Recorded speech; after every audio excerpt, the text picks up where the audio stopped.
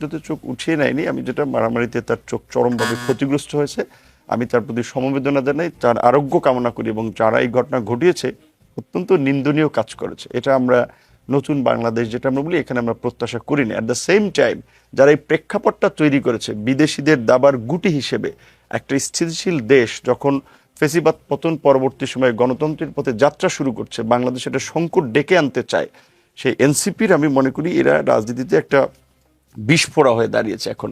So এদের জামাতের মতো দায়িত্বশীল দলকে এদের সঙ্গ ত্যাগ করা উচিত, কারণ এরা তরুণ, আমাদের ভাই বন্ধু, আমার রাজনৈতিক অনেক সহকর্মী, কিন্তু এরা আন্দোলনের শেষ দিক থেকে, জুলাই গণঅভ্যুত্থানের শেষ দিক থেকে বিদেশি নিয়ন্ত্রিত, বিদেশি একটা গোষ্ঠীর দ্বারা প্রভাবিত।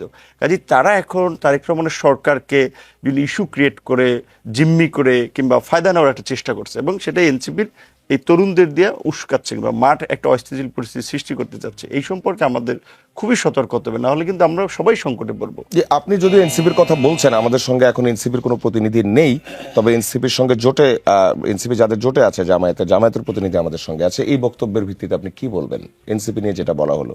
না, সেটা তো আমি আমার পূর্বের বক্তব্যেই বলেছি যে এনসিপির কোনো কোনো সদস্য হয়তো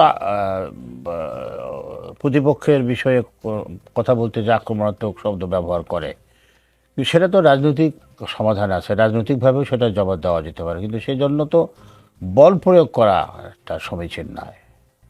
রাজনীতির মাঠকে উত্তপ্ত করা বা রক্তকরণ করা বা পুলিশ দিয়ে দমন করার যে চিন্তাটা, আমরা তো সেখান থেকে বেরিয়ে আসতে চাই। এবং দেশবাসী এখনও মনে করে, এখনও আমরা যে অবস্থায় আছি, আমরা যদি সকলের পক্ষ থেকে দায়িত্বশীল আচরণ করতে পারি, সকল পক্ষ থেকে, সরকারি দল, বিরোধী দল, তাহলে একটা ভালো পরিবেশ রাজনীতি বিরাজ করবে। রাজনীতির একটা কালচার আছে। তো আমরা ঠিক আছে, আমরা এক একজন এক এক ধরনের মতামত পোষণ করি, কিন্তু দিনের শেষে সকলে কিন্তু আমরা দেশের মঙ্গল কামনা করি, দেশের ভালো চাই। চাওয়া তো এক, লক্ষ্য তো এক আমাদের। কাজে এই একদম রক্তারক্তি অবস্থা হওয়া উচিত না কোন অবস্থাতেই। জি, আমি আবারও ফিরছি নুরুল হক নূরের কাছে। এই জায়গা থেকেই যদি আসি, আপনিও বেশ একটা এক্সাম্পল দিলেন, সেই এক্সাম্পল থেকেও যদি বলি, আবরার ফাহাদ হত্যাকাণ্ডের কথা আপনার অবশ্যই মনে আছে, এবং সে সময় আপনারা দুর্বার আন্দোলনের মধ্যেও ছিলেন। সেই জায়গায় পরবর্তীতে ছাত্রলীগের যে বক্তব্য আমরা পেয়েছিলাম, সেই বক্তব্যগুলো কিন্তু এমন ছিল, যেমন আপনি কিছুক্ষণ আগে বললেন চুপ উপড়ে ফেলা হয়নি, অথবা এরকম একটা ঘটনা ঘটেছে, অথবা কেউ নিজে নিজেই মারা গেছে, এরকম যে কথাগুলো, এই জিনিসগুলো কি আপনাকে, মানে আপনাদের এই জিনিসগুলো রিপিটেশন মনে হয় না? আমি যদি আরো সহজ করি, আপনি আমার এলাকায় আসলেন, আপনি একটা উস্কানিমূলক কথা বললেন, আমি আপনাকে পছন্দ করি না, আমি আপনাকে এমন একটা শিক্ষা দিলাম আপনি যাতে ভবিষ্যতে, এবং আপনার কোনো লোকজন যাতে ভবিষ্যতে আমার এলাকা পর্যন্ত আসতে না পারে, এই যে একটা টেন্ডেন্সি, এটাই কি সেটা নয় যেটা আগে ছিল? যে কোনো ধরনের শক্তি প্রয়োগ, বল প্রয়োগ করে কোনো জাজমেন্টের দিকে যাওয়া, এটা এই সভ্য সমাজে সমর্থনযোগ্য নয়। আমি যেটা বলেছি, আবরার ফাহাদের হত্যাকাণ্ড বলেন, বিশ্বজিতের হত্যাকাণ্ড বলেন, ঢাকায় বিশ্ববিদ্যালয়ের ছাত্র এহসানের চোখ তুলে ফেলা, চোখ নষ্ট করা SM হল ঢাকা বিশ্ববিদ্যালয়ে থাকাকালীন, এগুলো তো 18-র পর থেকে তরুণদের আন্দোলন তো লিডিং পর্যায়ে আমি ছিলাম, এবং এর বিরুদ্ধে আমরা আন্দোলন করেছি। কাজে আমাদের ওই জায়গাটাতে আমরা আনকম্প্রোমাইজ। সরকারে আছি বিধায় সরকার কোনো অনিয়ম করলে, সরকারি দলের লোকেরা কোনো অনিয়ম করলে সেটা বলবো না, আমরা সেই ধরনের লোক না। বিবেক বিক্রি করে, বুদ্ধি বিসর্জন দিয়ে রাজনীতি করছে না। কিন্তু আমি যেটা মনে করি আর কি, যে বলছে এখানে উস্কানি বোথ সাইড থেকেই দেওয়া হয়েছে, এবং ভিকটিম হয়েছে সাধারণ মানুষ। তো এই জন্য আমি বলছি যে এই এনসিপির এই অতি উৎসাহী ছেলেদের, জামাত একটা প্রধান বিরোধী দল, 80+ সিট কয়টা ছিল আপনাদের? 70। তো তারা প্রধান বিরোধী দল, এনসিপির দায়িত্ব তাদের নেওয়ার দরকার নেই। এনসিপি এই সমস্ত আপনার নিয়ম রীতিনীতি পরিপন্থী কাজ করে, বিতর্কিত কাজ করে, রাজনীতির পরিবেশটাকে কলুষিত করার চেষ্টা করবে। এবং এই যেটা আমরা মানে এরা মনে করছে যে ছাত্র আন্দোলন করেছে, তাদের বেইজ আছে, আবার তরুণরা ভবিষ্যতে তাদের সাথে থাকতে পারে, সেটা কিন্তু ছাত্র সংসদ নির্বাচনে প্রমাণিত হয়েছে। ছাত্র শিবির ভালো করেছে।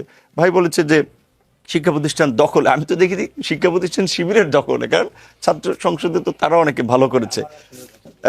বরঞ্চ আমি যেটা মনে করি অবশ্যই যে আমাদের যে একটা পজিটিভ পলিটিক্স, পলিসিগত জায়গায় যেখানে পরিবর্তন দরকার, সেখানে সরকারি দল বিরোধী দলের আমি আলোচনা দেখি না।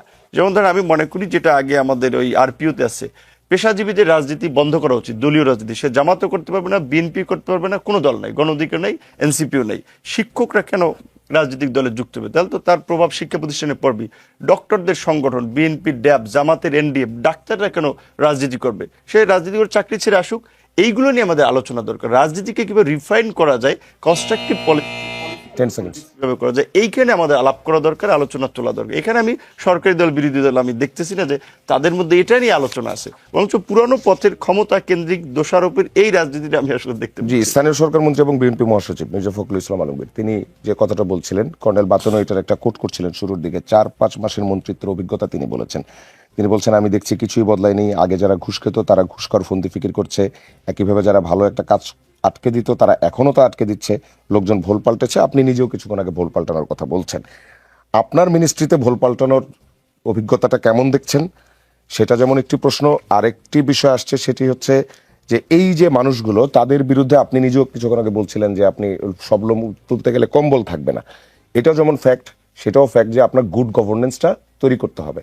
সেই গুড গভর্নেন্স তৈরিতে মির্জা ফখরুল ইসলাম আলমগীর ওই একই কথার সঙ্গে আরেকটা কথাও বলেছেন যে এই পুরোটা সময় ধরে প্রধানমন্ত্রীর যে পরিবর্তন তিনি দেখেছেন আর কোনো মানুষের মধ্যে সেই পরিবর্তনটা দেখেন নাই। দলের মধ্যে বাকি মানুষগুলো প্রধানমন্ত্রীকে ফলো করছে কি করছে না? প্রধানমন্ত্রী যেভাবে সবাইকে বিরোধী। একটা কাজের মধ্যে রাখতে চাচ্ছেন, শৃঙ্খলার মধ্যে রাখতে চাচ্ছেন, যারা প্রধানমন্ত্রীর দল করবে তার সাথে ক্যাবিনেটে থাকবে তাদেরকে ওটার মধ্যে দিয়ে চলতেই হবে। এবং আমি দেখছি যে প্রধানমন্ত্রী ব্যক্তিগতভাবে অনেক মন্ত্রীকে ডেকে, তার মন্ত্রণালয়ের দায়িত্বশীলদেরকে ডেকে তার কাজের জবাবদিহিতা কি হচ্ছে না হচ্ছে, উনি এভরি ইনস অ্যান্ড আউট সম্পর্কে খোঁজ খবর রাখার চেষ্টা করছেন। এখন বিএনপি মহাসচিব, এলজেডি মন্ত্রী, তিনি একজন অভিজ্ঞ রাজনীতিবিদ, শিক্ষক ছিলেন, দুর্দিনে বিএনপির হাল ধরেছেন এবং আজকের এই পরিবর্তিত বাংলাদেশের পেছনে জাতীয় ঐক্য তৈরি করার ক্ষেত্রে আপনারা দেখেছেন যে 42টি দল যুগপৎ আন্দোলন করেছে, সেখানে বড় একটা ভূমিকা রেখেছিলেন। তিনি একজন সজ্জন রাজনৈতিক ব্যক্তিত্ব, সিনিয়র মানুষের জায়গা থেকে অনেক কিছু বলেন, সেটার বাস্তবতা আছে। আমি আবার এখানে একটা বিষয় মনে করি যে একটা মন্ত্রণালয়ের, আমার মন্ত্রণালয়টা আমি সারা দেশ পরিবর্তন না করতে পারলেও আমি আমার মন্ত্রণালয়টা দিয়ে একটু চেষ্টা করতে পারি। এখন ধরো আমার মন্ত্রণালয় তো আরো অনেক বডি আছে, আমার পূর্ণাঙ্গ মন্ত্রী আছে, প্রধানমন্ত্রী বিশেষ সহকারী আছে, উপদেষ্টা আছে, সচিব আছে।